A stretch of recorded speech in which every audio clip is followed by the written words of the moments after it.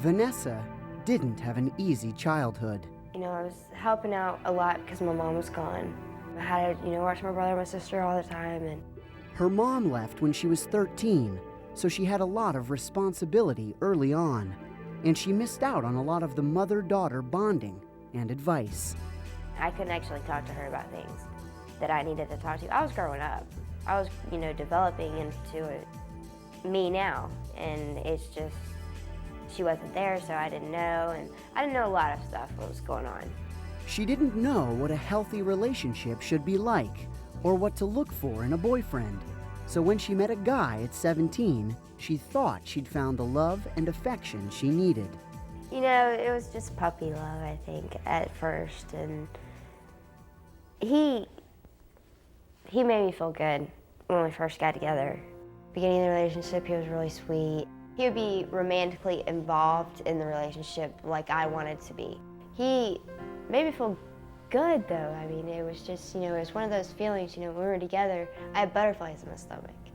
But those feelings didn't last, and neither did the relationship. He started kind of being with the girl that he was with before, and that was the last time I saw. And by that time, it wasn't just Vanessa he was leaving behind. I wanted to be with him. Through all the rough times we had, maybe we could have worked through it, we could have been a family, he could have been a father to his daughter. But, So, 18 years old, a high school dropout, Vanessa had to find a place to live, put food on the table, and raise a child. No. What are some of the difficulties teenage parents face?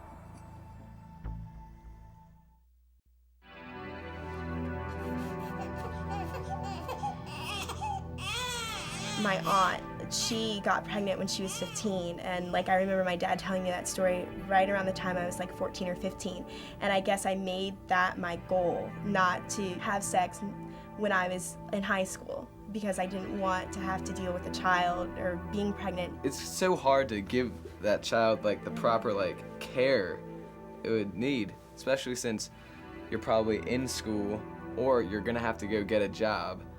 You're not gonna have enough time to spend, and with the baby. I have a cousin, and he impregnated a girl when he was 17, I believe, and seeing the hard times he had to go through, he had to put off college for a year so he can work and help support her and whatnot, get certain financial situations straightened out, and it kind of set him back in life. If you know someone who had a baby young, you might have an idea of how difficult it is.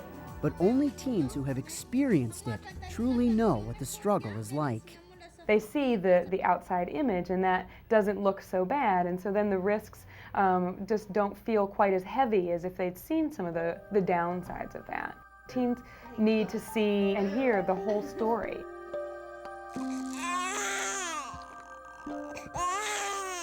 And everything else, all my interests, all my activities, all my desires and dreams for myself, just from one day to the next, were just done with. And I had to all of a sudden, instantly become a mother. It's hard being 16, having no education, hoping that the guy that you're with is gonna stay with you. It's very hard growing up. I'm pretty much growing up with my child. And it's kind of difficult. It's very difficult, actually. Difficult for a lot of reasons. But what Christine and her boyfriend really worried about was money. He was making $6 an hour. He was making $6 an hour working construction, and I wasn't working. I had no GED, no high school diploma, pretty much no education. I just came out of the 9th grade.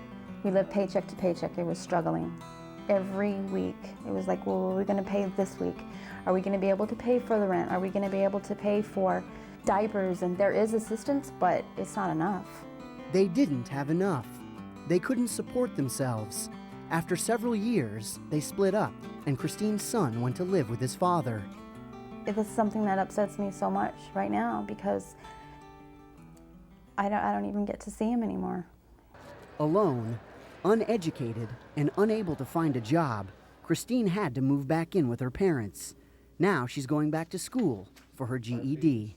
I want to be productive. I want to be proud of myself. I want to have something. I want to have accomplishments. This is something that I haven't had in a while. Staying in school when you have a child isn't easy. Charnette and Amy are determined to do just that, so they'll be able to support themselves and their children.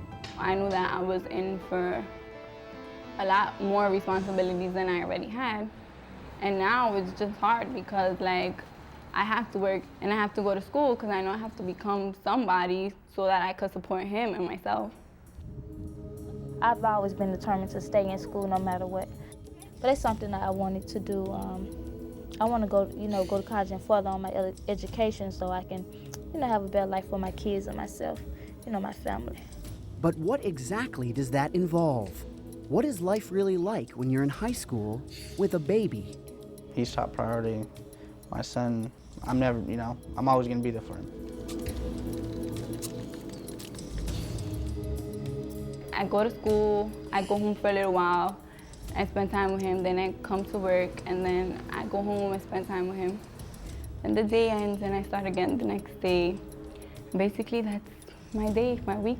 I couldn't get no sleep. Every 2 hours, he was waking up.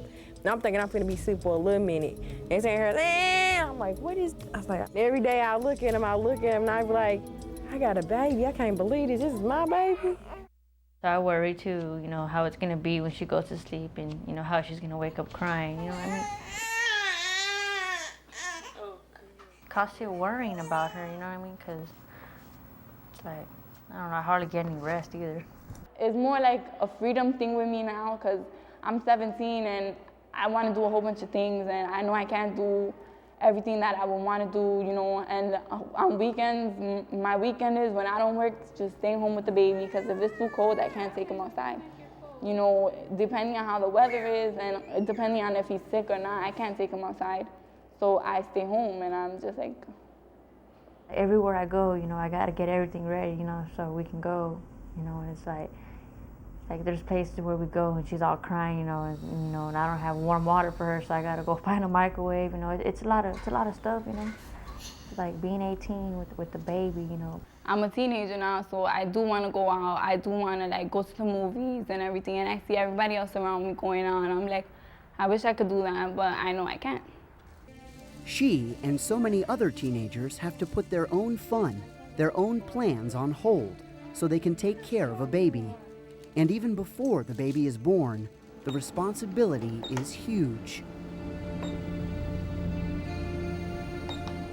Teen mothers are much more likely to deliver babies with low birth weights, which can cause a number of problems down the road.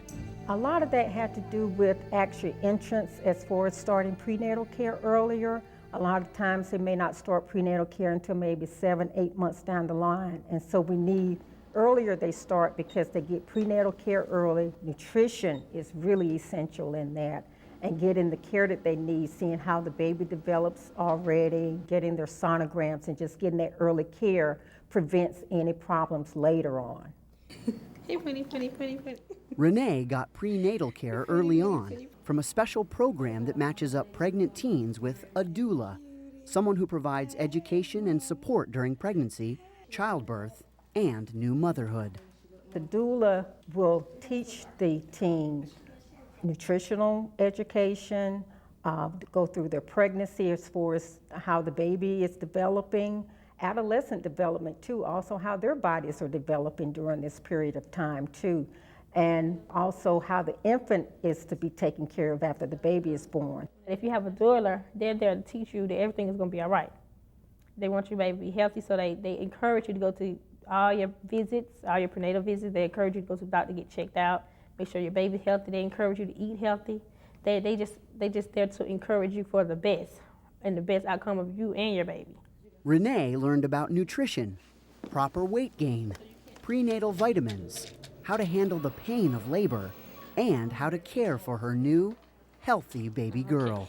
You're not cold, are you, girl? She says the support she got made a huge difference in both their lives. They stay right through you through postpartum. They come through home visits and everything, and it's great. The more support that a mother has, the better their outcome is, their birth outcome is. That's true of every mother, but for teens especially. If they can't talk to a parent, then come and talk to a professional, a friend, or some mentor that they can really get some guidance and some directions how to go about it and not just feel like they're alone, because there are people out there that care about them.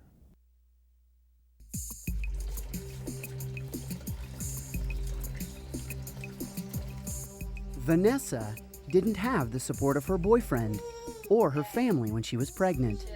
But there are programs all over the country that help young mothers like Vanessa.